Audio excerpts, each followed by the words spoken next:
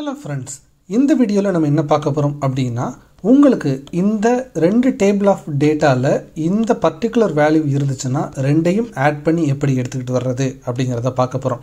Suppose ஏதாவது ஒண்ணுல இருந்தா அந்த வேல்யூவை மட்டும் எப்படி எடுத்துக்கிட்டு வர்றது அப்படிங்கறதையும் நம்ம பார்க்க போறோம். சரி, இதை எப்படி செய்யணும் அப்படினா நீங்க யூசுவலா சம் இஃப் ஃபார்முலாவை தான் போடுவீங்க. சோ அதே சம் இஃப் ஃபார்முலாவை தான் நம்ம 2 டைம்ஸ் போட்டு இத நம்ம செய்ய போறோம்.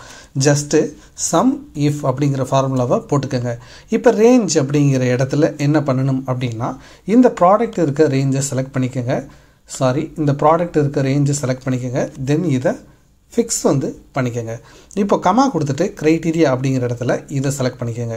இப்போ கமா கொடுத்துட்டு சம் ரேஞ்ச் அப்படினு இருக்கு பாத்தீங்களா, இதுக்கும் இத ஃபுல்லா செலக்ட் பண்ணிட்டு இப்படி ஃபிக்ஸ் கொடுத்துருங்க.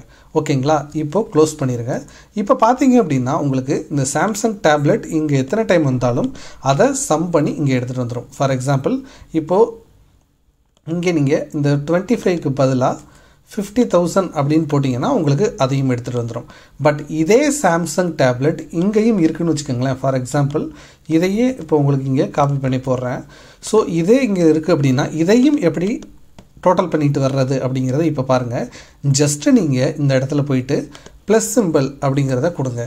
மறுபடியும் சம் இஃப் அப்படிங்கற ஃபார்முலாவை போட்டுட்டு ஜஸ்ட் ரேஞ்ச் அப்படிங்கற இடத்துல இந்த ப்ராடக்ட்ட ஃபுல்லா அப்படி செலக்ட் பண்ணுங்க. இத ஃபிக்ஸ் பண்ணிருங்க.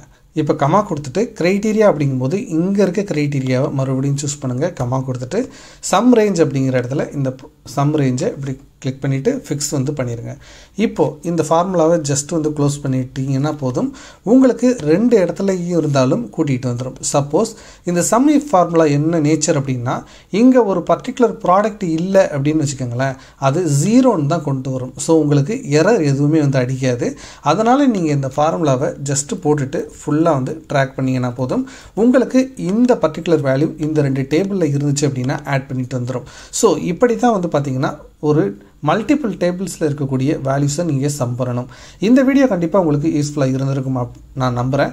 சோ இதே மாதிரி நிறைய பிராக்டிகல் ஓரியன்டடான வீடியோஸை பார்க்கிறதுக்கு நம்ம சேனலை சப்ஸ்கிரைப் பண்ணி இணைந்தீர்கள்.